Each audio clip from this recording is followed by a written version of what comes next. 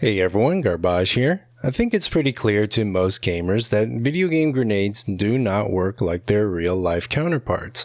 But in what ways do they differ? In a lot of games, grenades are, at their core, throwable objects that have an invisible circular area around them that simulates their blast radius. And so when the grenade goes off, the game checks for any enemies within the blast radius and applies damage to them accordingly. But this simplistic style of grenade has one big problem, which is that it will damage all enemies in the radius, even if they're hiding behind cover. To avoid this problem, there are two different approaches.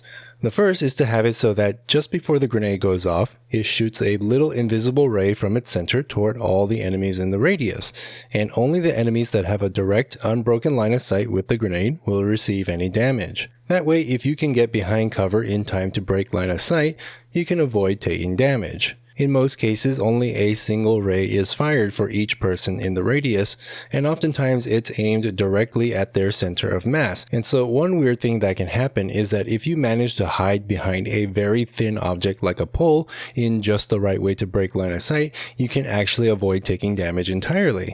Another more realistic approach is to indiscriminately fire a huge number of rays in all directions and apply damage to any enemies that happen to get caught. That way, even if the enemy manages to avoid one or two rays by hiding behind a pole, they'll still get hit with a bunch of other rays and take damage anyways. This also conveniently simulates damage falloff based on distance, since the rays spread out the further away you get, decreasing the potential number of rays you can get hit with compared to if you were right next to it. The only downside to this method is that it is slightly more computationally expensive since there are way more rays to calculate, but pretty much any gaming device nowadays can easily handle that level of calculation without any noticeable decrease in performance. Anyways, that's just a small look at how grenades work in video games.